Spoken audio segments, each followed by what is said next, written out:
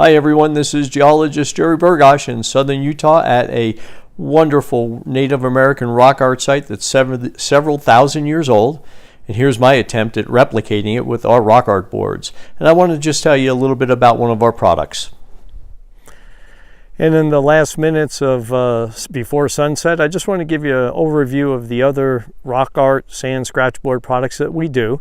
We do a 24 pack with activity guides. This one right here is the rock art of Native American. Comes with a 20-page activity guide of activities you can do. Then our same 24 pack of the Egyptian hieroglyphics. That one has a color, alphabet, and symbol sheet inside of it.